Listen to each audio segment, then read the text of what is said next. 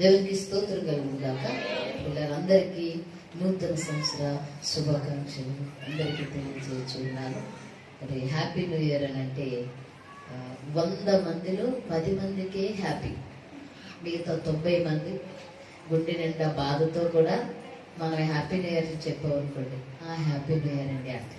కానీ లోపల ఉన్న చాలా బాధ, వేదన, వారు అనుభవించే ఆ పరిస్థితులు అవన్నీ వేరు. మొత్తానికి దేవుడు మనందరికీ ఏం చెప్తున్నాడంటే హ్యాపీ న్యూ ఇయర్. నీ జీవితంలో, నా జీవితంలో ప్రతి నిమిషం, ప్రతి క్షణం, ప్రతి రోజు, నెల, వారము, సంవత్సరం కూడా దేవుడు ఎంతో ఆశీర్వదించి మన చేతులకి దానిని అప్పగిస్తూ ఉన్నాడు. హల్లెలూయా. అందుని బట్టి పిల్లలు మనందరమే చాలా సంతోషంగానే ఉండాలి. ఈ రోజున, ఈ దినాన్ని, ఈ క్షణాన్ని, ఈ నిమిషాన్ని అసలు ఈ అవకాశం లేని వాళ్ళు కూడా చాలా మంది ఉన్నారు. మనకి ఆ అవకాశం వచ్చిందంటే మన గొప్పతనం కాదు, ఎవరిది? నీ కృప కాదా, యేసు నీ దయ కాదా, నీ కృప కాదా, యేసు నీ దయ కాదా, నీ కృప కాదా, మాపై నీ దయ కాదా, నీ కృప కాదా, మాపై నీ దయ కాదా, మా ప్రాణము మాలో మిగిలున్నదంటే మా జీవితం ఎంత బాగున్నదంటే నీ కృప కాదా. నీ కృప, నీ కృపనయ్యా, నీ దయనయ్యా, మేము ఏ రీతిగా ఉన్నామంటని దేవుని సంతానం. మంచిది పిల్లరా, ఒక మాట చూపించుకుని మనం ముగించుకున్నాము. చాలా సమయం అయింది. ఎందుకంటే దేవుని సన్నిధిలో మనకు ఆరాధన, చక్కని రీతిలో పాటలు, ఆరాధన ఘనంగా మన చర్చలో జరుగుతూ ఉంటాయి. దేవుని మందిరంలో దాసులు నడిపించే విధానంలో ద్వితీయోపదేశ కాండం 4వ అధ్యాయము చూడండి పిల్లరా. ద్వితీయోపదేశ కాండము 4వ అధ్యాయము 4వ వచనాన్ని మనం ఒకసారి చూసినట్లయితే, మీ దేవుడైన యెహోవాను, అందరూ తీసుకుని చదవగలిగిన వారు అందరూ తీసుకుని ఒక్కరు చదవండి. మీ దేవుడైన యెహోవాను హత్తుకొనిన మీరందరూ నేటి వరకు సజీవులై ఉన్నారు. హల్లెలూయా. చెప్పండి నాతో పాటు అందరూ చెప్పాలి. మీ దేవుడైన యెహోవాను హత్తుకొనిన మీరందరూ ధన్యులు, ఎందుకంటే సజీవులై ఉన్నారు. ఎవరండి ఈ వాగ్దానం? ఎవరికండి చెప్పండి? దేవుడైన యెహోవా అంటే నువ్వు నేను ఆరాధిస్తున్న దైవాన్ని హత్తుకున్న వాళ్ళ, సజీవులు, విడిచిపెట్టిన వాళ్ళ ఈ లోకంలో? రిప్లై ఇవ్వాలందరూ. సప్లై అయితేనే రిప్లై వస్తుంది కాబట్టి రిప్లై ఇవ్వండి. ఇప్పుడు మనం భోజనాలకు వెళ్తాం, అక్కడ ఒక అరటికాయ బజ్జీ అయిపోతే ఏమంటాం? బాబా ఇదిగా మనోడా ఇలా రండి, ఇక్కడ బజ్జీ, ఇదిగో తమ్ముడా ఇలా పెరిగి ఏం మిక్స్డ్ బిర్యానా ఇలా తిని అంటామా? మరి నేను సప్లై చేస్తున్నానండి.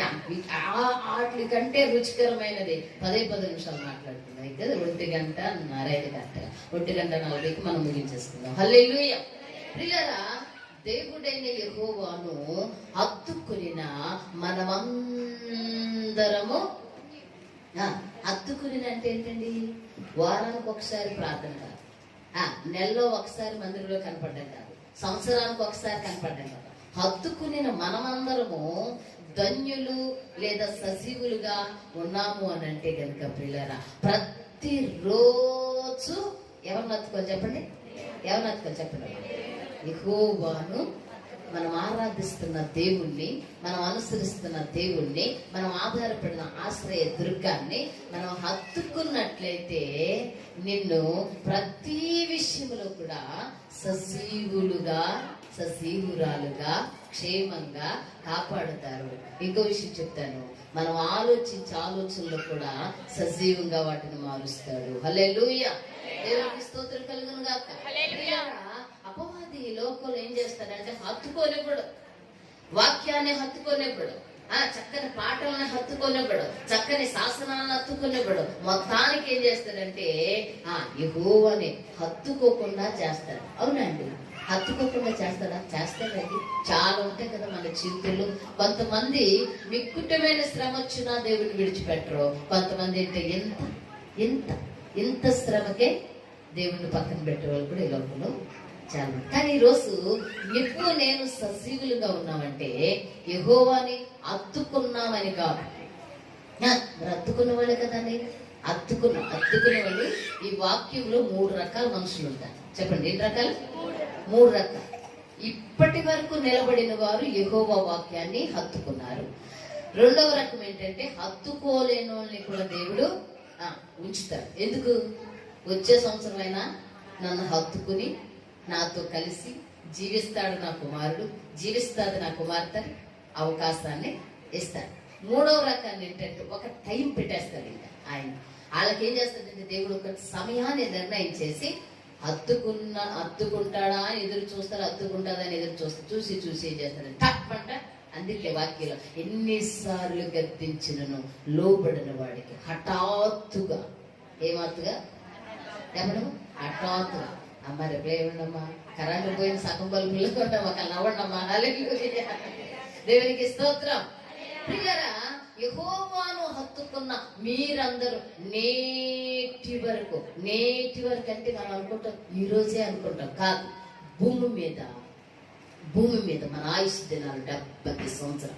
అప్పటి వరకు కూడా ప్రతి విషయంలోనండి సజీవులుగా అంటే ప్రాణం ఉండటం కాదు, నీ కుటుంబం సజీవుగా అంటే కుటుంబ పరిస్థితులు చక్కగా ఉంటాయి, పచ్చగా ఉంటాయి. నువ్వు ఆశించింది పచ్చగా ఉంటుంది, నీ బిడ్డల భవిష్యత్తు చల్లగా ఉంటుంది. నీ కోరుకున్న ప్రతి కోరిక విషయంలో నువ్వు తలపెట్టే వ్యాపారం, వ్యవసాయం, ఉద్యోగం, మరి అన్ని విషయాలు కూడా దేవుడు చల్లగా ఏమంటారమ్మా, మనకి పచ్చగా ఉండాలన్నమాట. ఎలాగా అంటే పెయింట్ వేసుకోమని కదా, పచ్చగా పెయింట్ వేసుకో. అది కాదు పచ్చదనం అంటే ఏంటి చెప్పండి? కుటుంబంలో ఆశీర్వాదం, జీవితంలో ఆశీర్వాదం. మన సత్యనామం తెక్తి గారు మనవడానికి అదే పచ్చదనం అంటే. హల్లెలూయా. కుయ్యోమంటే అమ్మేమంటలేదు కానీ ఆయన సత్యనామం గారు ఆగట్లేదు మనం. ప్రియులారా, పచ్చదనం అండి. జీవితంలో ప్రతి విషయంలో కూడా దేవుడు మనకు దాచించిన మేలులు చాలా గొప్పవి. నిన్ను సజీవురాలుగా నువ్వు బతికి ఉన్నావంటే నీకు టైం ఇచ్చాడని అర్థం. ఏమిచ్చాడు చెప్పండి? అవకాశాన్ని మాకు మీకు అనుగ్రహించాడని అర్థము అంటున్నారు. అందుకనే మోషే గారు అంటున్నాడు, ఇశ్రాయేలు ప్రజలారా, గొప్ప పేరు ప్రఖ్యాతులు వాగించిన వారా, ఇదిగో ఒక మాట చెప్తాను వినండి. మీ దేవుడే యెహోవాను హత్తుకున్నారు కాబట్టి ఈ బడాయి అన్నాడు. టోటల్ గా చెప్పాలంటే అది ఇక్కడ మాట ఏంటి? నీకు ఇంత బడాయి ఎక్కడి నుంచి వచ్చింది? ఇంత ఉన్నతమైన స్థితి ఎక్కడి నుంచి వచ్చింది? ఇంత పరిస్థితులన్నీ మారాయనంటే దేవుణ్ణి హత్తుకున్న మనమందరినీ సజీవులుగా అన్ని విషయాల్లో ఆశీర్వదింపబడిన మనము చాలా ధన్యులమనే చెప్పుకోవాలి. అలాంటి ఒక గుంపును మీకు చూపించి నేను ముగించేస్తాను. చూడండి ఒకసారి 2వ దినవృత్తాంతముల గ్రంథం. యెహోవాను హత్తుకున్నవాడు. 2వ దినవృత్తాంతముల గ్రంథము 13వ అధ్యాయము 18వ వచనాన్ని మనం చూస్తే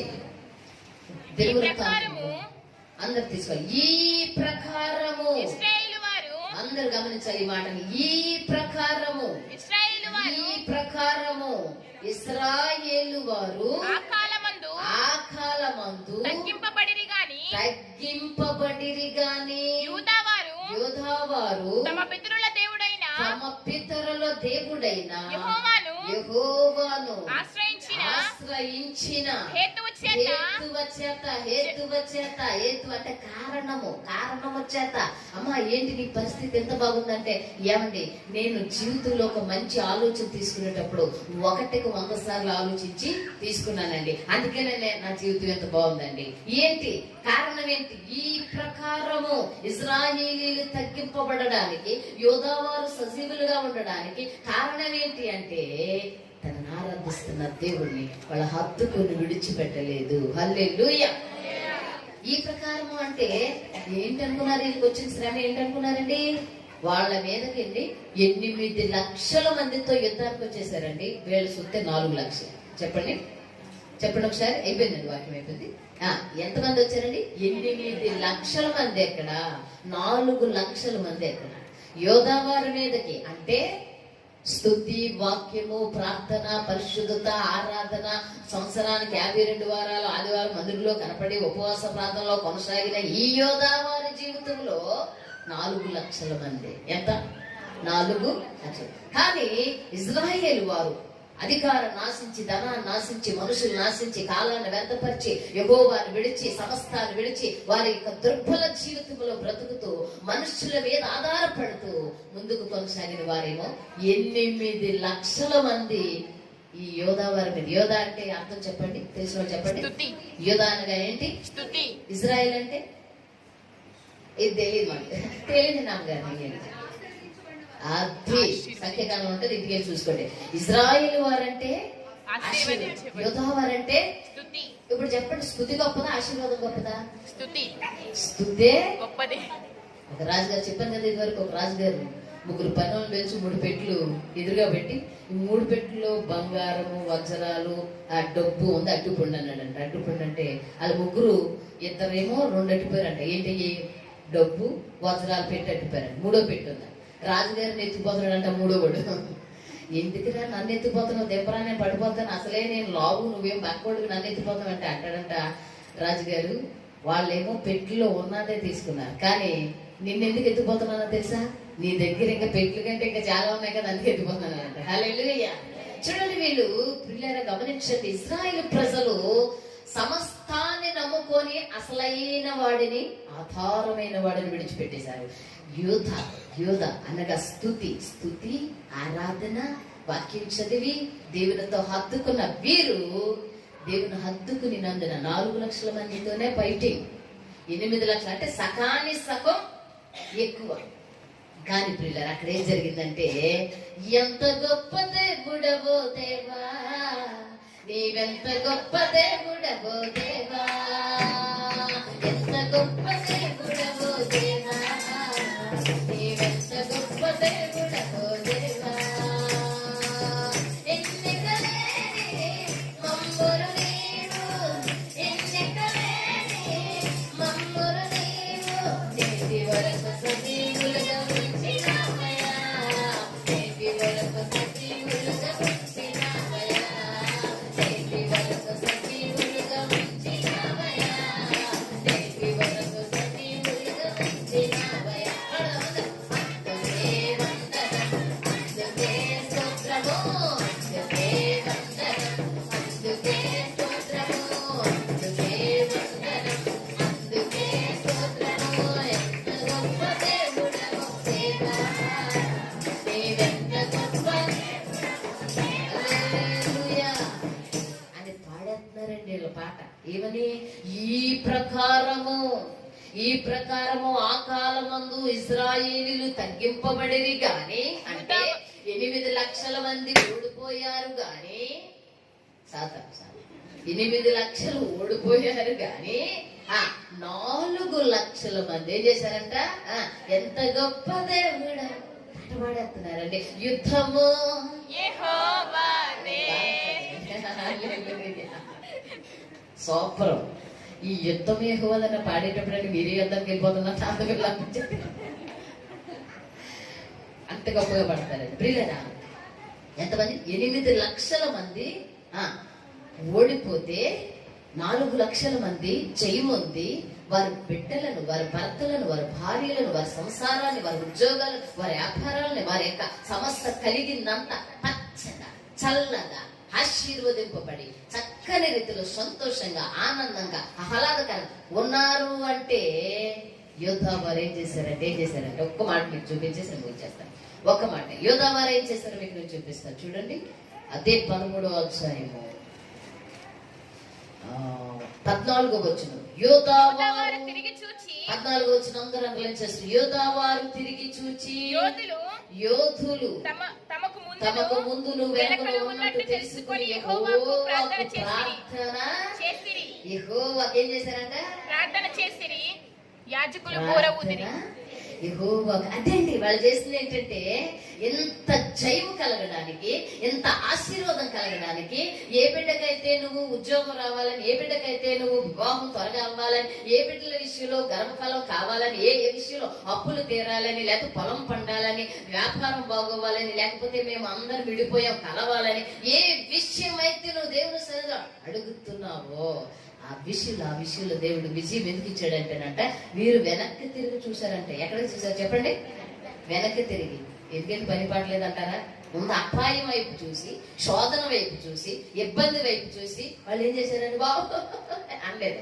ఏం చేశారంటే ఆరాధన ప్రార్థన ఆలకించువాడా, నా ప్రార్థన ఆలకించువాడా,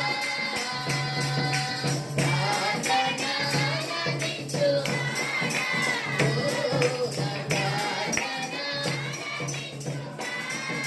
కన్నీరు తుడచి బాధను తీసి, కన్నీరు తుడచి బాధను తీసి, మేలు చేయుమయ్యా యేసయ్యా, మేలు చేయుమయ్యా, మేలు చేయుమయ్యా, మేలు చేయుమయ్యా, ప్రార్థన ఆలకించువాడా. హల్లెలూయా. వెనక్కి తిరిగి చూశారు. మనం గతించిన సంవత్సరం వైపు వెనక్కి తిరిగి చూసి, ప్రభా మేము ఆ సంవత్సరంలో అడిగిన ప్రతిదీ కూడా మేము అడిగాము, సగమే పొందుకున్నాం, సగం పొందుకోలేదు. ఈ సంవత్సరంలో మాకు దయచేసి కార్యమును చెయ్యి. హల్లెలూయా. యోధావారిలాగా స్థుతి, యోధావారిలాగా ప్రార్థన. ఏ విషయంలోనైతే పాత సంవత్సరంలో నువ్వు కోల్పోయావో, నీ జీవితంలో అది నెరవేరలేదు, నీ కన్నీరు ఇంకా తొడవబడలేదు, నీ వేదన ఇంకా అలాగే పక్కనే కొలువై ఉన్నదో, నీకున్న ప్రతి సమస్య నీ ఎదురు నిలబడి, నీ వెనక నిలబడి ఉన్నదో, ఆ సమస్యల వైపు చూసి పారిపోకు. శ్రమలో కురిగితే చెప్పండి, విశ్వాసనుడు అంటాం కదా కావున. ఇప్పుడైనా ఏదన్నప్పుడు సరిగ్గా చెప్తే, ఆ పని సరిగ్గా చెప్తే ఏమంటాం? మోహం దాని అంటావా? అలా తిడుతున్నాడు అన్నమాట దేవుడు మనల్ని. మనల్ని ఏమంటాడంటే, అయ్యారు నన్ను మిమ్మల్ని అందరూ ఏమంటాడు, రే శ్రమలోనే సరిగ్గా ఉండండి అని భాషది గ్రంథంలో అలా తిడితే బాగుంటుంది. మరి అందుకనే గ్రంథంలో ఏమన్నాడంటే, శ్రమలో కృంగినవాడు చేత కానివాడు. మనం అంత సాఫ్ట్గా అంటామా?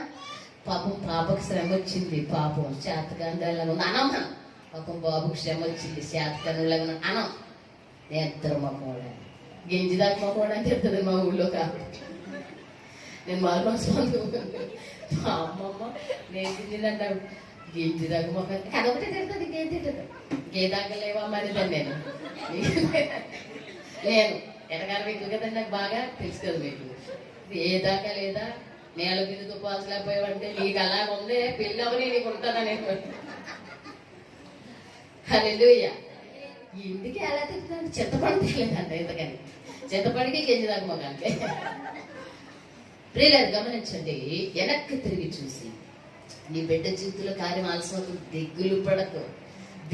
వాగ్దానం చేసినవాడు ఎవడండి చెప్పండి? ఎవడండి? నమ్మదగినవాడు. ఆరాధిస్తూ ఉన్న దేవుడు, సర్వశక్తిమంతుడు. మనం ఆరాధిస్తున్న దేవుడు ఎలా ఆశామాశాలే దేవుడు కాదండి. చాలా మంచి దేవుడు, గొప్ప దేవుడు. తేడా వస్తే లేపేసే దేవుడు. హల్లెలూయా. హల్లెలూయా. ఈ రెండు పదాలు అయితే చాలా మంచోడు అంట, చాలా గొప్ప అంట అనంత. అబ్బా లేపేసే దేవుడు అంటే అయ్యో చాలా మంచి గొప్ప అనగానే పో లేపేసే దేవుడు అనగానే అయ్యా అంటే కుదరదు. అక్కడ ఉంది, మరి అక్కడ ఉండదు. నా మాట వినకపోతే నిలువు వెళ్ళా చిరేస్తాను ఉన్నది. ఇంటికి వెళ్ళి చదువుకోండి. 22వ అధ్యాయంలో ఉంటుంది. కీర్తనల గ్రంథము 22వ అధ్యాయము 52వ అధ్యాయంలో ఉంటారు. ఇంటికి వెళ్ళి శుభ్రంగా చదవాలి. ఇప్పుడు తీయదు టైం అయిపోతుంది. హల్లెలూయా. పిల్లరా, యోధావారు స్తుతించుటలో తగ్గలేదు. శ్రమను చూసి, నిందను చూసి, అవమానాన్ని చూసి, బాధను చూసి, కన్నీరును చూసి, ప్రతికూలతలు చూసి, సాతాను నిన్నేదో చెయ్యాలని వస్తే నీ దగ్గరికి వాడికి నువ్వు ఎదురు చెప్పలేక చేత కాని దద్దమ్మలాగా నువ్వు కూర్చుంటే వదిలేసే దేవుడు కాదు. వాళ్ళు ఏం చేశారంటే యోధావారి మొత్తానికి చెప్పాలంటే రోషం కలిగిన వారని చెప్పాలి. హల్లెలూయా. యోధావారి కాదండి, స్తుతించే ప్రతి వ్యక్తి, ప్రార్థన అనుభవం కలిగిన ప్రతి వ్యక్తి కూడా రోషం కలిగి నిలబడతారు. హల్లెలూయా. ప్రియులారా, వీరు ఈ ప్రకారము అనుందా? ఒక్కసారి మన చదువు ముంచేద్దాం. అది ఈ ప్రకారము చూడండి, ఇశ్రాయేలు వారు ఆ కాలమందు తగ్గింపబడిరి గాని యూదావారు తమ పితరుల దేవుడైన యెహోవాను ఆశ్రయించినందున హేతువు చేత రాదండి. ఇది మాకేంటి మీకేంటి ఎవరికి రాదండి. ఎవరికి చాలా మంది రోగం తగ్గిపోతారు, చెప్తారు తగ్గలేదు వద్దండి బాప్తిస్మం అమ్మ రోగం తగ్గుతుందని వచ్చాను కానీ అబ్బా పని అవ్వలేదండి. ఎక్కడ యేసుబాబు వాళ్ళు ఏం లేదండి. మరి తిరిగి వెళ్ళిపోతున్నానండి బయట ఆట. మరి ఎంతవరకు కన్నీరు చేసి ప్రార్థించాము. కనీసం ఆత్మనైనా రక్షించుకోమంటే ఎక్కడికి వెళ్తామని చచ్చిపోయాక ఎక్కడికి వెళ్తాం ఊరికి తెలుసండి. ఊరికి తెలుసండి. మనం ఇక్కడ బస్సు ఎక్కితే ఎక్కడో దాని దిగుతాం తెలుసండి. చచ్చిపోయాక ఎక్కడికి వెళ్తాం ఊరికి తెలుసు. నీకు తెలియదు కాబట్టి మొద్దు మొదమా గ్రంథం చెప్తుంది విను అంటున్నాడు దేవుడు. నీకు తెలియదురా మొద్దుగా, అందుకే గ్రంథంలో ఉంది చెప్తున్నాను విను అంటే ఊరికి తెలుస్తుందండి. చచ్చిపోతానే ఎక్కడికి తెలుస్తావు எனக்கு చెప్పి వస్తుందండి పాత్రలో మన దగ్గరికి అక్క చెల్లి ఉన్నానని. ప్రియులారా గమనించండి, ఈ ప్రకారం ప్రభు అయిన దేవుణ్ణి ఆశ్రయించినందుకు ఇక్కడేమో ఆశ్రయించాలంటే ఆశ్రయించడం అంటే హత్తుకొనుట. హల్లెలూయా. ఎత్తుకొనుట, కౌగిలించుకునుట, సంకనే భరించుట. హల్లెలూయా. ప్రియులారా గమనించండి, అంతేనా? ఎత్తుకునుట, హత్తుకునుట. ఏడుస్తుంటే నన్ను ఎత్తుకుంటేవే, నీ గుండెకు నన్ను హత్తుకుంటేవే. ఏడుస్తుంటే ఎత్తుకుంటేవే, నీ గుండెకు నన్ను హత్తుకుంటేవే. ఎత్తువైతివే, నా నీడవైతివే, నీ గుండె గుండిలో నన్ను దాచుకుంటేవే.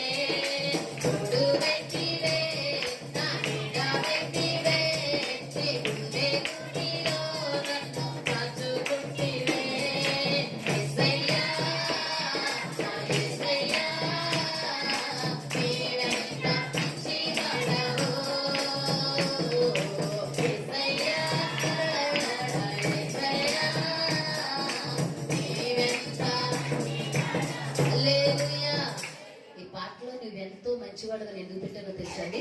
ఎందుకు పెట్టానో తెలిసి మాట భూమి చేస్తాను అయితే. ఈ పాట చివరిలో యేసయ్యా నువ్వు ఎంత మంచివాడుగా ఎందుకు పెట్టాను తెలుసా?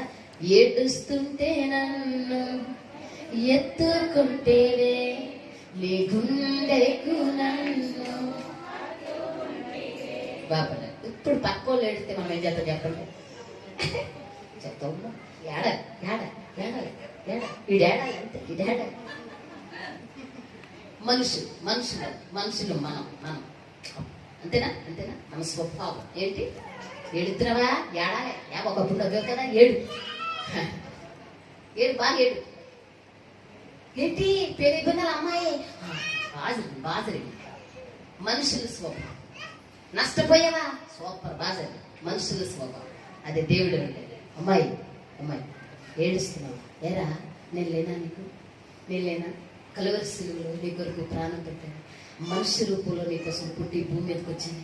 నేను లేనా? ఎందుకురా ఏడుస్తా? కాదు ప్రభా ఇలాగన్నారు ఇలా ఇరుగు పొరుగు వాళ్ళు ఇలా పట్టించుకోక అవన్నీ ఏంటి? నువ్వు పట్టించుకోకు. నేను నీకు కొన్నాను. ఎందుకు ఏడుస్తున్నావు అనగానే ఆవిడ ఆనందంగా అది దేవుని ప్రేమ అని చెప్పండి. అది ఏడిస్తే నవ్వే స్వభావం మనదే. ఏడుస్తుంటే ఎత్తుకునే స్వభావం యేసయ్యది. హల్లెలూయా. అది దేవుడు. అందుకనే దేవుణ్ణి హత్తుకుంటే మనకి చాలా మేలులు ఉంటాయి.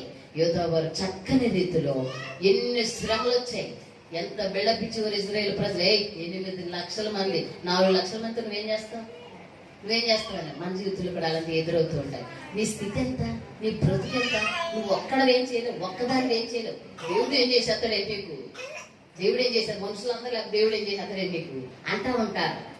మనుషుల ప్రేమ ఉండాలి కాదని అంటే ఉండాలి, వాళ్ళ బంధం, వాళ్ళ సలహాలు, వాళ్ళ స్నేహము వాళ్ళతో ఉండాలి. కానీ మేలుగా ముఖ్య స్థానంలో, ప్రథమ స్థానంలో ఎవరు పెట్టాలి చెప్పండి?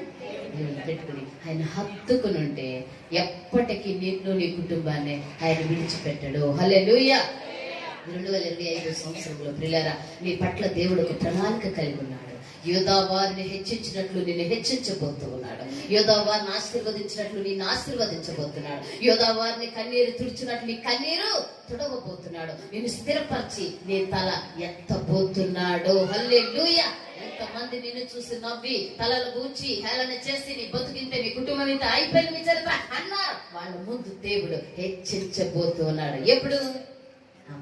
అమ్మయ్య అడిగామా? అయ్యగారు కార్డు పెట్టారు, తీసేసుకోండి. ఒక్కొక్కరు ఒక డాసం తీసేసుకోండి. ఏమెట్టారు అయ్యగారు? ఏమెట్టారు చెప్పండి అమ్మా. నాకు తెలుసు అయ్యగారు, నేను 4-5 సంవత్సరాల క్రితం నిర్ణయించుకున్న ఎందుకు వాగ్దానం కార్డులు, వాగ్దానం విలువ తెలిసింది కదా మనకి. మరి అయ్యగారు ఎవరి బాధ పడలేక పెట్టినట్టున్నారు. నాకు తెలియదు అయి పెట్టినట్టు. నేనైతే ఎవరికి వాగ్దానం కూడా ఇవ్వను. నేను నాకు ఏమైనా పర్లేదు. వాగ్దానం అంటే ఏంటనుకుంటున్నారమ్మా? మీరు తీయండి, సంవత్సరం పొడుగుని మీరు ప్రార్థన చేస్తారు, మీరు తీయండి. మీ పక్కనే పాటరు వాగ్దానం అమ్మ బైక్ వాడము నీకు తోడేమని అంటున్నారు. అయ్యగారు అంటాడు. ఎవడాడు? నువ్వు తాగుతుందా నీకు అంటాడు. నేను దీర్ఘాయుష్వంతురాలు లేదు. బాబు వాగ్దానం అంటే అది కాదల్లా బాబు. వాగ్దానం చేసిన వాడు నమ్మదగిన. ఆ వాగ్దానం అసలు నీకు తెలియదు, నాకు చెప్పి చెయ్యుడు. ఏదైనా చెప్పకుండా నేను ఆశ్చర్యపరిచేటట్టు చేస్తాడు. హల్లెలూయా. మోషేని దాచలేక ఏటిలో వాళ్ళ అమ్మ, నాన్న, అక్క వదిలేస్తే చచ్చిపోతాడు నా కొడుకని పాపం గట్టు మీద నిలబడి ఏడుస్తుంటే చూడండి, ఫరో కుమార్తెతో డాడీ ఇలా అంటాడు, అమ్మాయి స్నానం చేయడానికి వెళ్ళవా అంటాడు. ఇప్పుడు వెళ్ళని, ఇంకా టైం అవ్వలేదు అంటాడు ఫరో కుమార్తె. పర్వాలేదు ఇప్పుడు వెళ్ళి చల్లగా ఉంది కదా. ఎండ కాస్తుందంటే ఎండేనా, ఎండ ఇబ్బందిగా ఉందా నీకు ఏటికి వెళ్ళడానికి అని అంటాడు ఫరో కుమార్తెతో. దేవుడు మాట్లాడిన తర్వాత మబ్బులు పంపించేసి వాతావరణం చల్లగా చేసేసి నువ్వు స్నానం చేయంటాడు. ఎవరికోసం ఈ కట్టంగా అంటే ఎల్లమ్మా ఏటి వెళ్ళమ్మాయి, నువ్వు ఇప్పుడే ఎండ కాసింది, ఇప్పుడే మబ్బులు వచ్చేసి అయ్యి బాబాయ్ వెళ్ళిపోతాను బాబాయ్, మళ్ళీ సదడిపోతా వచ్చేటప్పుడు చేరడిపోతాని రథం ఎక్కి తుర్రోమంటే ఇలాగానే జమ్ము పెట్టెలో నాయకుడు ఉన్నాడు అక్కడ. హల్లెలూయా. ఎవరు చెప్పండి? మోసేను దాచలేక ఏటిలో వదిలింది, ఫరో కుమార్తెను పంపించి మోసేను బ్రతికించితివి. ఇది ఆశ్చర్యం కాదా, బహు బంగారం కాదా, ఎంతో ఆశ్చర్యం కాదా, బహు బంగారం కాదా. హల్లెలూయా. ఫరో కుమార్తెకి జమ్మ పెట్టి కనపడుతుంది, ఇదే ఆశ్చర్యం. జమ్మ పెట్టి కనపడడం ఒక ఆశ్చర్యం అయితే, తెరిచి చూస్తే అందులో ఎవరున్నారు చెప్పండి? నాయకుడు ఉన్నాడు, నాయకుడు. హల్లెలూయా. కాబట్టి ప్రియులారా, మోషేని దాచలేక వదిలేసినప్పుడు వాగ్దానము యోకేబేదు జీవితంలో నెరవేరు. మీ జీవితంలో కూడా దేవుడు అలా దాచించిన మీరు చేయబోతూ ఉన్నాడు. మిమ్మల్ని ఆశ్చర్యపరిచేస్తాడు. మీకు నాకు చెప్పకుండా చేస్తాడు. దానికోసం మీరు ఏం చేయాలంటే యెహోవాను హత్తుకుని ఎదురు చూసి ప్రార్థన ఎప్పటికీ మానవు. ఎన్ని శ్రమలు, నిందలు, అవమానాలు, బాధలు వచ్చినా ఎప్పటికీ దేవుని సన్నిధి, దేవుని పాద పీఠాన్ని వదలకుండా, ప్రార్థన ఆపకుండా, వాక్యం ఆపకుండా, దేవునితో స్నేహం ఆపకుండా మీరు కొనసాగండి. వచ్చే సంవత్సరం సాక్ష్యాలు చాలా బాగుంటాయి. హల్లెలూయా. ఈ నెలలోనే దేవుడు నీ జీవితంలో అద్భుతం చేయబోతూ ఉన్నాడు. హల్లెలూయా. యోధా వారికి ఇచ్చే ఆశీర్వాదం అంతా నీకు ఇస్తాడు. తలలో వచ్చి ప్రార్థన చేసుకుని నువ్వు నమ్మినట్లయితే కన్నీరు కార్చి ఒకటి అడుగు. ఇప్పుడు ఒక్క నిమిషం పాటు ప్రార్థన చేసుకుందాం. అయ్యా, యోధా వారిని నీవు హెచ్చించడానికి కారణము, ఈ ప్రకారము దీవించడానికి కారణము వారు నిన్ను హత్తుకున్నారు, నేను కూడా నిన్ను హత్తుకోవడానికి సహాయం చేయని కనీరు జయ. ఇదిగో ఈ క్షణం మొదలుకొని నీకెప్పుడు కూడా ప్రార్థన మాననయ్యా, నీకు వ్యతిరేకంగా ఏ పాపం చేయనయ్యా, నిన్ను నేను విడిచిపెట్టినయ్యా, నిన్ను హత్తుకుని ఉంటానయ్యా. నా స్థితి ఎంతగానో మార్చవయ్యా. నా పరిస్థితి ఒకప్పుడు చాలా దయనీయము, అసలే నీకు లేదు, కానీ నువ్వు ఎంతగానో మా స్థితి అంతా మార్చావు. నేను అడిగిందల్లా నువ్వు ఇచ్చావు ప్రభా. అందుకే ఈ సంవత్సరంలో నీ కొరకు నీకు నమ్మకంగా నా మరణ దినాలన్నీ నీకోసం బ్రతుకుటకు సహాయం చేయని ప్రార్థన చేసుకో. తలలో వచ్చి ప్రార్థన చేసుకో. హల్లెలూయా, హల్లెలూయా, హల్లెలూయా, హల్లెలూయా, హల్లెలూయా.